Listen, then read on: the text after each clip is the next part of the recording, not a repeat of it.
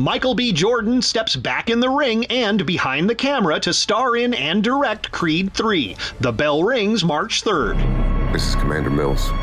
My ship was hit by an undocumented asteroid.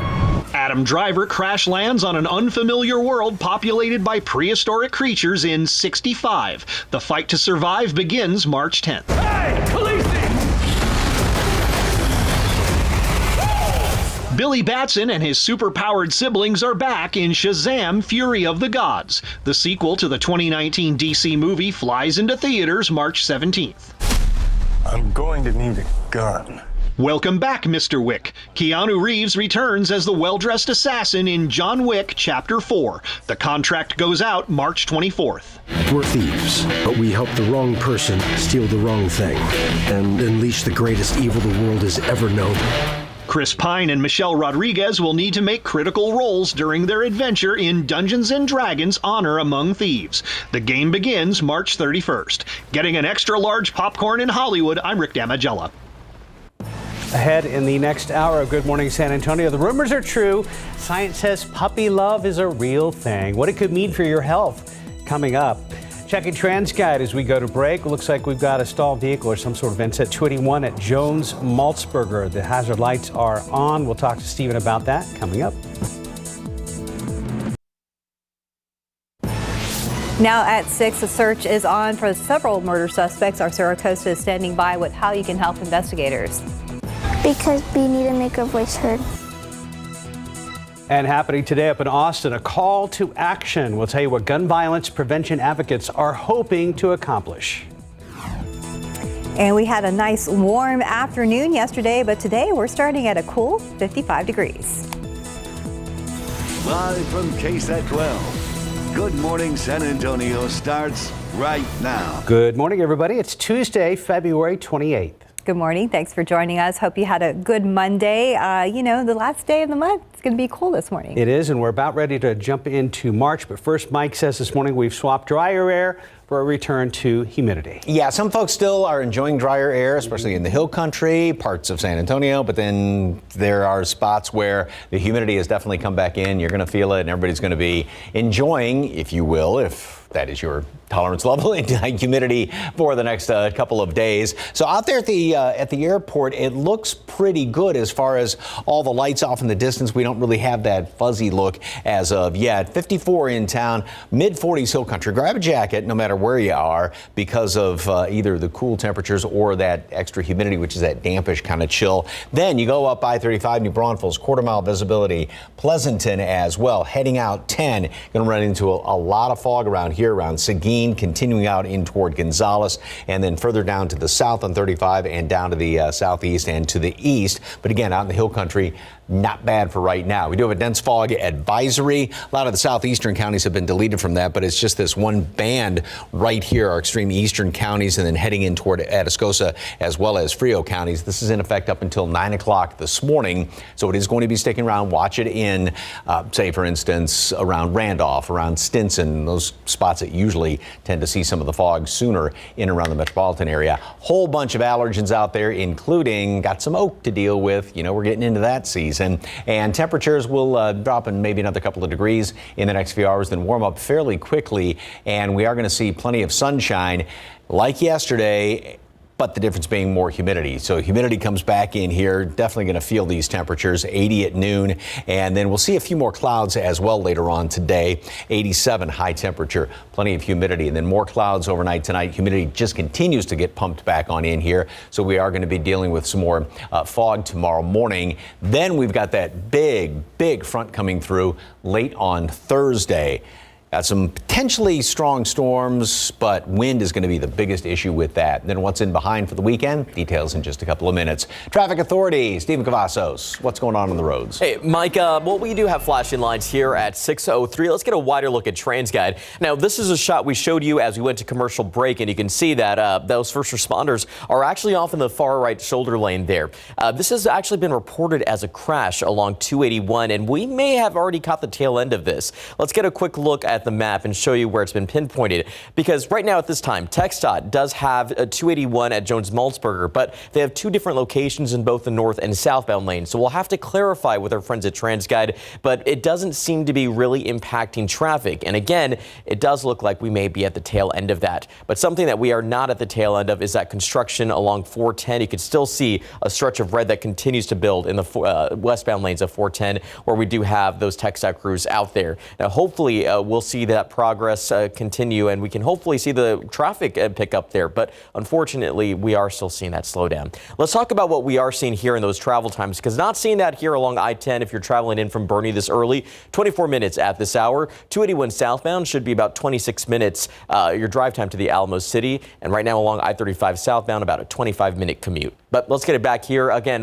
looks like we saw the tail end of that. 281 at Jones-Maltsberger. Good progress there. But unfortunately, let's take a peek at 410 because it is not looking good out there, guys. It looks like bumper-to-bumper traffic out there, and that is because we still have that overnight construction that is looks like it's at a standstill right now. We'll find out what's going on, but for right now, I would say pack your patience, and hopefully we'll see that better update soon. Mark? Thank you, Stephen. Right now, we want to get to the late-breaking news we've been following for you this morning. San Antonio police detectives are going through a northeast side apartment where a man was found dead. The apartment also was the scene of a fire. All of it happened early this morning in the 3800 block of Barrington near Loop 410 and Starcrest. Katrina Weber is there with the live report. Katrina, do police have any suspects in mind?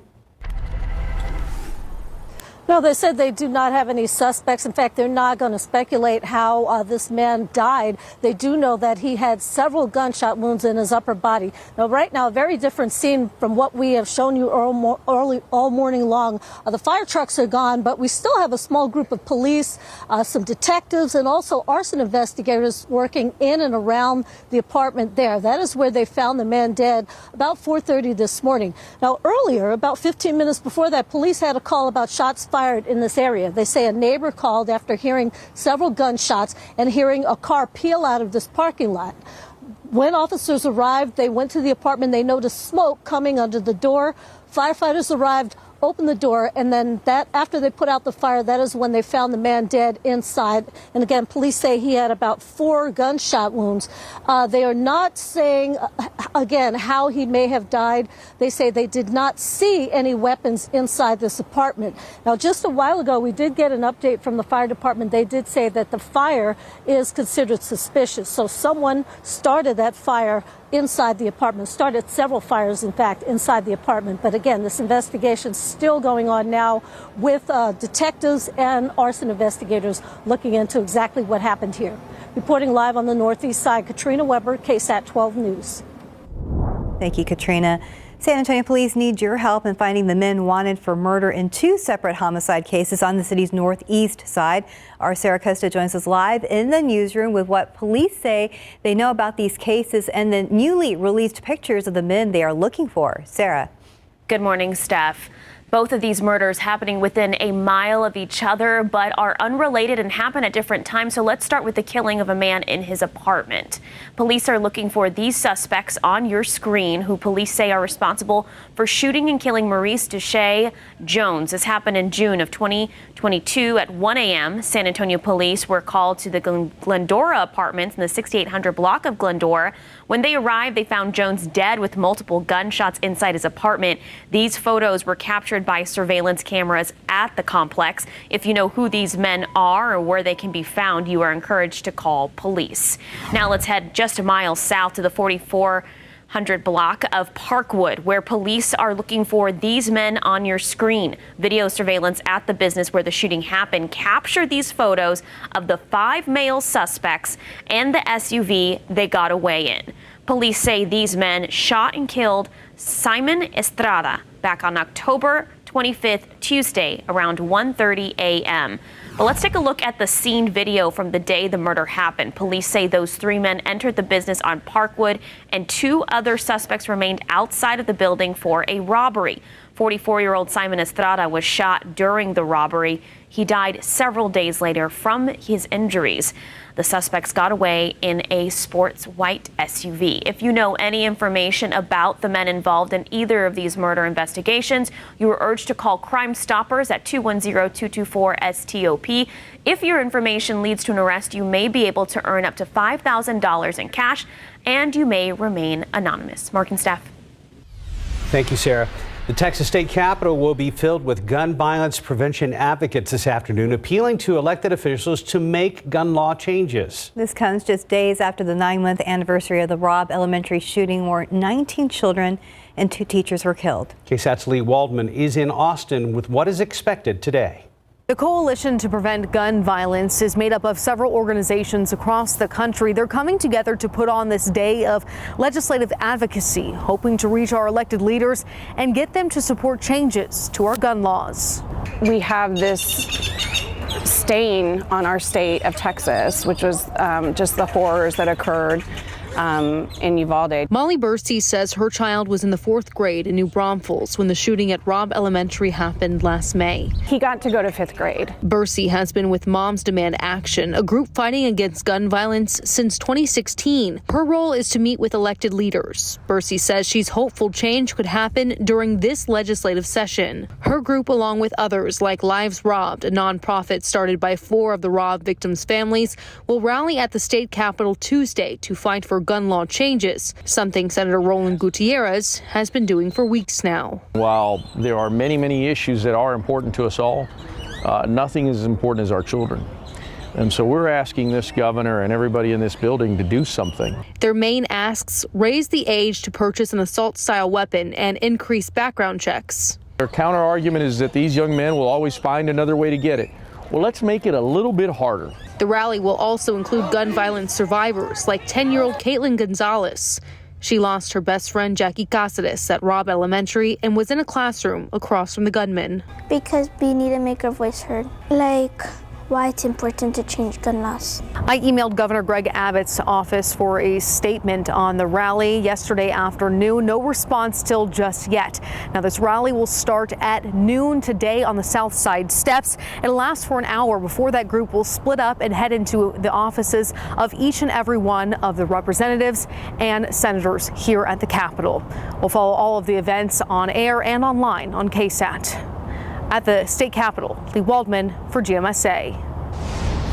New this morning, we have learned a man hit on the west side has died from his injuries, and police say the driver who hit him took off. We're told the deadly hit and run happened around 9 last night. This is Sky 12 video from the scene at Castroville Road and South General McMullen.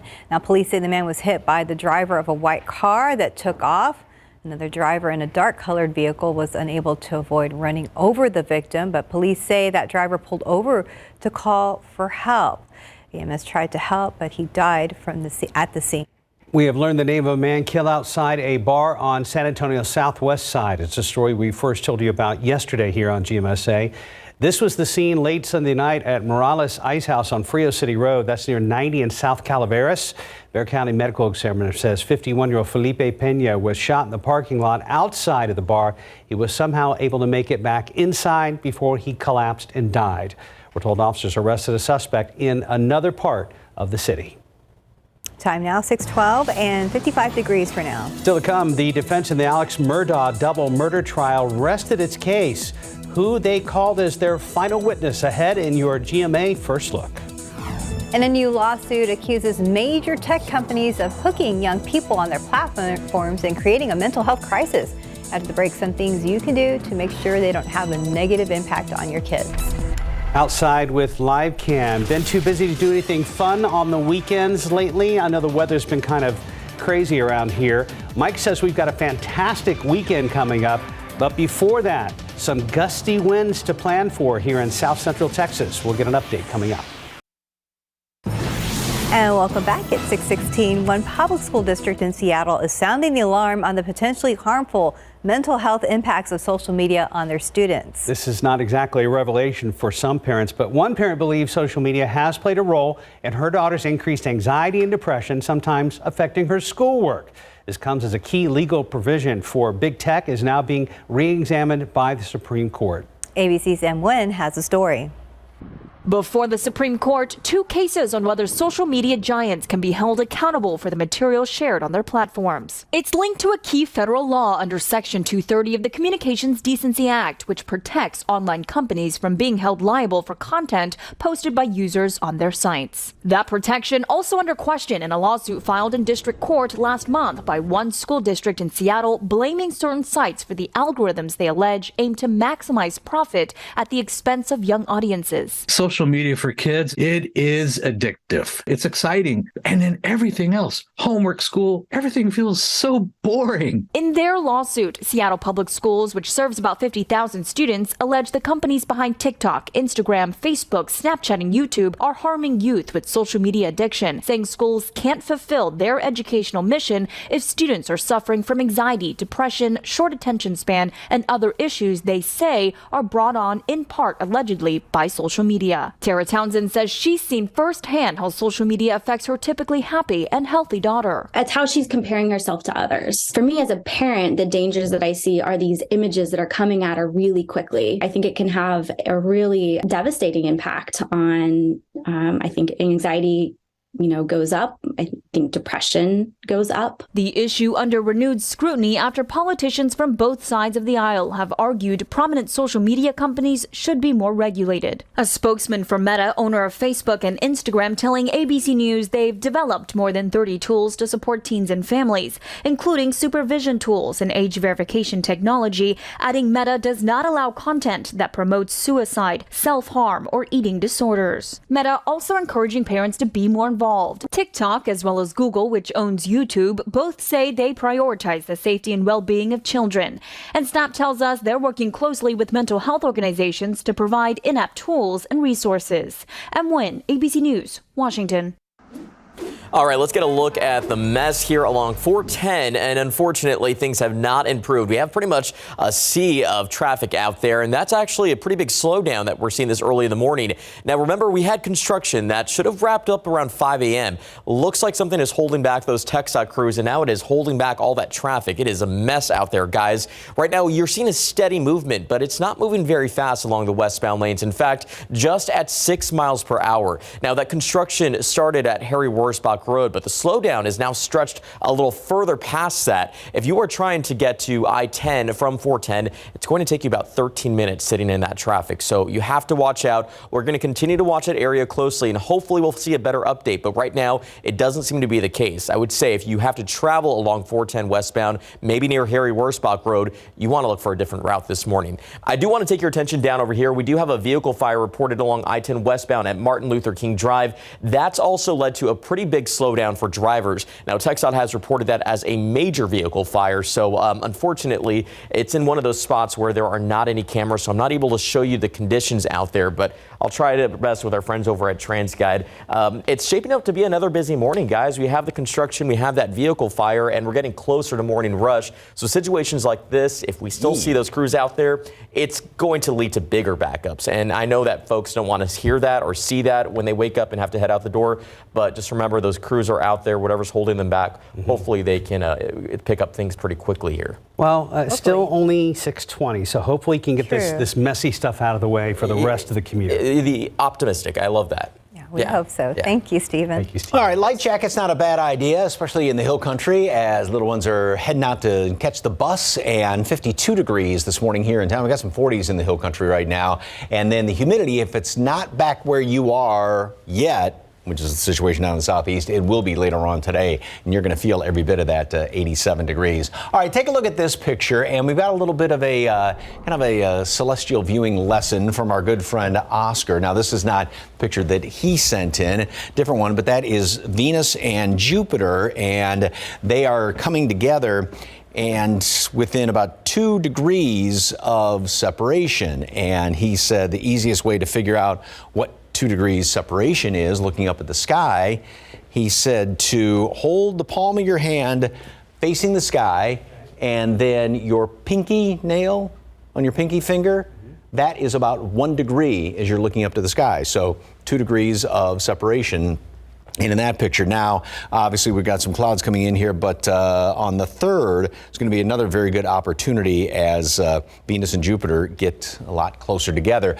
This says that Neptune is below them. Now, Neptune is usually not visible. You got to have a telescope to view Neptune. It's not usually visible with the naked eye. But thank you very much for the KSAT Connect picture as well as that lesson. So we've got some clear skies out there at the airport right now, but then in a lot of areas, especially to the south and to the south and to the east, we've got some fog. Visibility down there, it's actually improved slightly at Pleasanton, half mile, quarter mile still at New Braunfels, still clear in and around San Antonio proper. And then there's that line almost right along 35 and then 10 and heading out in toward College Station where the thickest fog is. As I mentioned, 40s in the Hill Country, 54 here in town, 52 out there at Randolph right now. Satellite picture, nothing is showing up, and you look off to the west of us and that's what's in store for the next couple of days. Not much out there, but there is a big low which is developing, and that's what's going to be our next weather maker, and that's what's going to be bringing that big front through here. Still brutally cold temperatures up to the north, but with the airflow coming in here out of the southwest, that's not pushing anything down in our direction. We do have a chance for a couple of strong to potentially severe storms, especially north and east of our area, and that's going to be Thursday, late Thursday afternoon. Then also a fire weather watch has been issued for Thursday in the afternoon hours, starting at noon up until 3 in the morning on Friday. We're going to be seeing some gusts out there in the Hill Country, approaching 50 miles per hour as this big front moves on through the area. Then in behind that, we've got some great weather, and as Oscar pointed out, on the 3rd, you'll still be able to see Venus and Jupiter right next to each other, and we won't have as much in the way of clouds in the evening. 80 at noon today, mostly sunny skies, more humid. Humidity is going to continue to work its way on in here, and then 87 for high temperature today. Same thing we hit yesterday, but it's going to feel a whole lot different with more of that humidity around here. Then we go into tomorrow. Humidity continues to increase overnight. We'll have some fog in the morning, going for 90 the next couple of days with plenty of humidity. Front works its way in here. Couple of showers, couple of thunderstorms later on Thursday. That fire weather watch front moves through. Windy conditions into the first part of the day Friday. Then a good looking weekend in behind that. A whole lot more after this.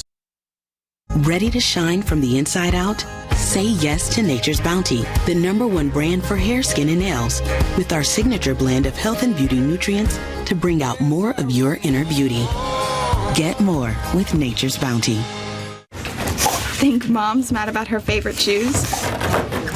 Nope, because Bank of America lets her switch her Choice Cashback category to online shopping, so she earns more on a replacement pair. With the Bank of America customized cash rewards card, you just can't stop getting rewarded. Airwick. New Vibrant from Airwick. Our first fragrances infused with 2 times more natural essential oil. It's our most amazing, true to nature fragrance experience ever. New Vibrant from Airwick. I've been telling everyone, the secret to great teeth is having healthy gums. Crest Advanced Gum Restore detoxifies below the gum line and restores by helping heal gums in as little as 7 days. Crest, the #1 toothpaste brand in America. All right, check out Snapchat's new chatbot. It's called My AI, and it's an experimental feature only for Snapchat Plus subscribers. The feature gives users the ability to use AI to create snaps. Snapchat says the goal is to make My AI available to all users. And time now, 6:27 and 55 degrees for now. Checking the roads once again with TransGuide. Here's our big slowdown, part of Loop 410 at Perrin Vital. We'll get an update with Stephen after the break. Outside with Live Cam, if you're eager to jump into the month of March, we have one more day to go. The sun is slowly coming up over South Texas, and you're starting your day with GMSA. Good morning, everybody. It's Tuesday, February 28th. Thanks for joining us. Hope you're having a good morning so far. It was a little cold, but things are going to start to warm up here. Yeah, mid-50s this morning, and Mike Ostrace joins us now with what with the weather? Well, first things first, depending on where you are, Hill Country here in town, fairly pleasant. We've got low humidity, which came in yesterday, but the humidity is already starting to make its return, especially down to the southeast. Out there at the airport, everything looks pretty good, but we've got a lot of fog to deal with, especially down to the east and to the south. 54 degrees, dew point That number, which is still very low, but it's actually come up 3 degrees just in the past 15, 20 minutes or so. Not much of a breeze out there. And temperatures, mid-40s Hill Country. Grab a jacket. 52 at Randolph, 55 Seguin. And then Pleasanton, half-mile visibility. New Braunfels still sitting at a quarter mile. A hint of fog there, Port SA, but still pretty good around Randolph, around Stinson. But just watch it here along East Bexar County. And then heading further off to the east, mile and quarter at Gonzales, and then down around Cotulla, Laredo, a bunch of fog down there as well. And we do have a dense fog advisory just for this one kind of sliver of counties from Frio, Atascosa, Wilson, up through Guadalupe County. And this is in effect up until 9 o'clock this morning. So that fog will be on the stubborn side. Still got a whole big grocery list full of allergens out there. Oak is showing up as well. The updated count comes out in about an hour or so. So mostly clear skies, then some patchy fog, and it is comfortable northwest. It is more humid southeast, and then that humidity continues to invade the area. So partly cloudy skies, hot and humid, upper 80s again today like yesterday, but we got a lot more humidity, and then hot, actually hotter tomorrow as well as Thursday, and plenty of humidity go around. Then on Thursday, a storm or two is possible in the afternoon. Not very likely. Most of that's going to be further off to the north and east. And then we do have that very strong front coming through here. That is also going to produce right in behind it really strong winds, and we already have fire weather watches posted for late Thursday into early Friday mornings around here. We're going to be seeing some wind gusts approaching 50 miles per hour in parts of the Hill Country. In behind that, good looking weekend. Details in just a couple of minutes. Traffic Authority, Stephen. A lot of red lights on some of those cameras, huh? Unfortunately, and those are people pretty much at a standstill. My perfect example, 410 at Perrin Vital. That's where we have that construction that seems to be slowing down drivers. We'll get to that in just a moment, but I do want to get you a look at the commute right now. 35 at Thousand Oaks. Now, we did have construction out there as well. That's already been picked up, but 37 at Jones Avenue, it does look like traffic is also picking up out there. So you want to unpack your patience this morning, but especially along 410, also along I-10 here, the westbound lanes near Martin Luther King Drive, because we do have a slowdown due to a major vehicle fire. As I mentioned earlier, unfortunately, it's in that area where we just aren't able to show you the conditions because there are no TransGuide cameras, but we're going to keep a close eye on it here on our map, but it doesn't look like we're seeing a good update just yet. Let's go ahead and take a drive over here where we have that big slowdown, Loop 410 westbound at Harry Wurzbach Road. That's where the construction began overnight, and you could see that that slowdown has pretty much stretched even further. Right now, traffic is moving, but just at 7 miles per hour. So pack that patience out there, as I mentioned, because we're starting to see a lot more of that red take over our map. The usual hot spots too, guys, US 90 westbound or eastbound, pardon me, as you travel in from Castroville, and of course 35 southbound as well. But the big problem will remain along 410 and I-10, those areas where we are seeing the most slowdowns due to that vehicle fire and construction. We're going to continue to watch the roads closely, but again, as I would suggest, pack your patience this morning because slowdowns seem to be the big issue, guys. Thank you, Stephen. Investigators are hoping a northeast side apartment holds the clues they need to solve a deadly shooting case. They've been digging through that apartment, which was also the scene of a suspicious fire this morning. Katrina Weber is live in the 3800 block of Barrington near Loop 410 and Starcrest. Katrina, have they released any information on the man? Well, not really. Police say they don't know a lot about him at this point. They were guessing and told us he appeared to be in his 50s. They are also looking for answers to a whole lot of other questions, doing that by digging through this apartment, this ground floor apartment. They've been here since about 4:30 this morning. Originally, police had gotten a call about shots fired, but it turned into much more. Let me give you a look at the video so you can see just how many first responders were here. We have firefighters here en masse. What happened is police got that call about shots fired. They got to the apartment where they were told that it happened. Then they noticed smoke coming out under the door, so they called the fire department.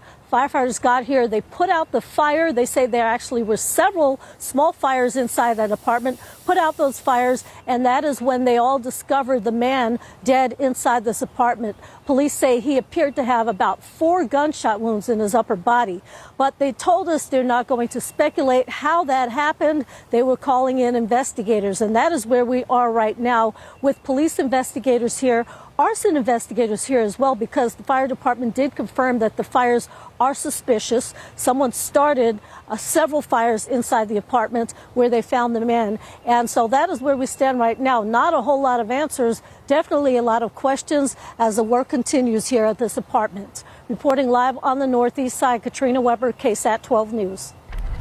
Thank you, Katrina. San Antonio police say 2 people are in hospital, including a teenager in critical condition after a shooting on the city's east side. It happened around 9 o'clock last night in the 4600 block of La Route. Police say 3 people were inside a parked car at the end of the street when someone drove up and started shooting. 2 passengers, 18 and 29 years old, were shot. Police say the 18-year-old was hit once and taken to a hospital in critical condition. The 29-year-old man was also taken to the hospital with 2 gunshot wounds. SAPD says the driver of the parked car stepped out and started shooting back. He's been detained for questioning. It makes me angry and sad that that there's no answers for anybody. Sure of the building on. Back in 2018, a fire destroyed a San Marcos apartment complex, taking the lives of 5 people. Nearly 5 years later, police still haven't caught the person who did this. So now the brother of one of the victims is hoping his documentary can revisit what happened to bring the person behind it to justice.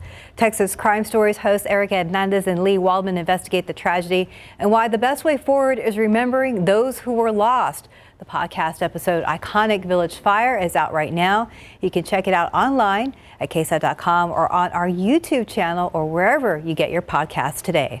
Right now to 6:38, President Biden's plan to cancel millions of dollars in student loan debt faces a critical test today at the U.S. Supreme Court. Those arguments will be held this morning to see if the president's student loan debt relief plan will stay in place or not. Sarah Costa joins us live here in the studio to break down what all of this means. Good morning, Sarah.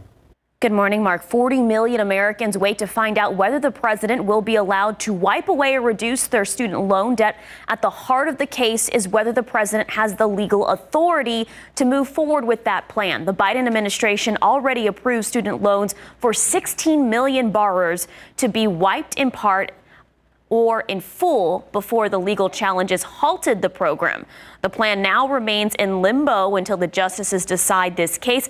Overnight, a group of demonstrators braving the winter cold and rain outside the U.S. Supreme Court, camping out for a front row seat inside the courtroom when oral arguments begin today on President Biden's ambitious student loan forgiveness plan.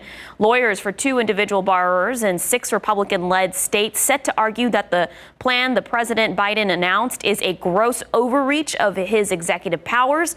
The plan is a key Biden campaign promise and would cancel up to $10,000 in student loans for individuals earning less than $125,000 a year, $20,000 if they were also recipients of Pell Grants. The latest poll shows a majority of Americans actually support the student loan forgiveness plan, and the justices are expected to release their decision sometime in June. Student loan payments remain on hold until that ruling comes down. Mark and Steph. Sarah, thank you. 6:39, folks, 55 degrees on your Tuesday morning. It's true, and science says it so. After the break, why dog love is real and what it could mean for your health.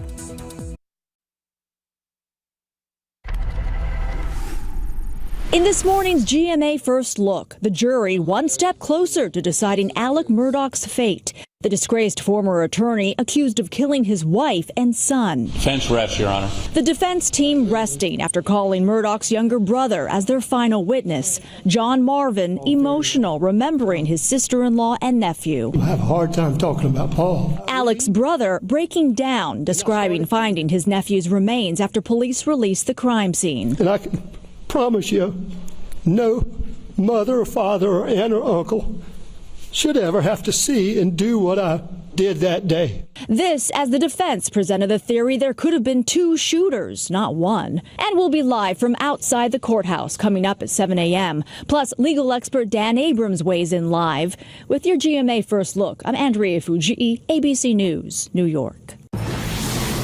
6:44, our pets may be the ones who impact us the most. In fact, a study revealed that those who spent more time with their dogs experience a 300% increase in oxytocin levels. And get this, 87% of Americans were reported happier than the average person because of owning a pet. Sarah Costa, who is perfect for this story, joins us now with how our furry friends may be the key to a long and, importantly, happy life. Good morning. Good morning. And these are my babies. Aww. Sister, who's a whole vibe with her upset face. She's really sweet. And someone smiling. Scooby, who, of course, resemblance, right? We're always smiling. And just looking at this picture boosted my oxytocin levels. And our pets can not only resemble us, but they may be connected to us more deeply than you may know. So recent research on canines showed that they pick up on chemical and psychological cues from their owners that make those moods spread. So when you're stressed, of course, your dog is stressed as well. For example, experts say when you cry, their heartbeat changes. Their heartbeat changes, they can realize there's something off. While cats can appear detached at times, one study showed that cats would rather spend time interacting with their owner than eating. Petting a cat can also release oxytocin, also known as the love hormone, and is proven to improve our moods.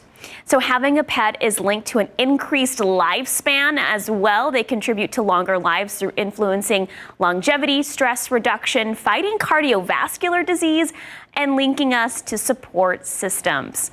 Mark and Steph. Thank you, Sarah. Thanks for sharing the picture as well. Time now 6:45. Let's go ahead and check back with our Stephen Cavazos. Well, unfortunately, guys, things are not looking too happy here along 35 at Top Irvine. We do have a crash that's been reported out there, and you can see that we do have first responders out on the scene. Now, our friends at TransGuide are able to show us the conditions out there, and you can see 35 is obviously a very busy corridor already. Throw in a crash, it's going to make the slowdown even more great out there. Now, you want to make sure that you watch out because this is the two left lanes where we're seeing the first responder presence, and that's also where the buildup is taking place, really. 35 southbound at Top Irvine Road is where it's been recorded, and you can see that buildup again continuing to stretch. That's going to be past 1604 as well. So watch out if you're traveling through the area. Do want to get your attention to the construction. This has also been the main headline of the roadway, Loop 410 westbound at Harry Wurzbach Road. Now, traffic has just been moving at 7 miles per hour, so it's been pretty steady, but we're going to have to watch that closely. Unfortunately, morning rush is here, and it's brought a number of problems. I-10 westbound at Martin Luther King Drive, a vehicle fire reported as major has been causing big problems for drivers out there. So it has been a very hectic morning out on the roadways. Take a look at our map. Lots of red taking over the screen there. US 90 eastbound, the usual hot spots as well. But we're going to have to continue to track things closely throughout the morning because you can see that, again, we have plenty of issues out there. 35 seems to be the newest problem we're adding to our list, guys. Thank you, Stephen. Love the caption on this picture from our good friend, Skywatcher, a.k.a. Oscar. Woodlawn Lake does not know the meaning of a bad sunset. True. Amen to that. And that's a great, look at how that water is just smooth as glass. Gorgeous picture out there. Thank you very much for that one. All right, we are starting to obviously lighten up. The sun's going to be coming up in about 15 minutes or so, just after 7 o'clock this morning. And we've got obviously a lot of good visibility out there at the airport, but then a lot of fog around Frio County up through Pleasanton and then off to the north and east with the dense fog advisory. Mile and a quarter Pleasanton, so that's actually improved quite a bit. Earlier this morning it was down to 0 visibility, and still quarter mile at New Braunfels. Head out 10 in towards Seguin and places out east. A lot of thick fog and down around, again, Cotulla and further on south in toward Laredo, and this will be sticking around for the next couple of hours. Temperatures, grab a jacket. It is cool out there. 54 in town, 52 both at Port SA and Randolph, mid-40s Hill Country, and we're going to be seeing, other than some of that fog, sunshine today. Clouds will start to increase later on in the afternoon. We're going to make it up to 80 at noon and then top off at 87, same as yesterday, but different story. Not only a couple of more clouds out there, but a lot more in the way of humidity. Humidity is really going to start to work its way back on in here, and so it is definitely going to be going up by later today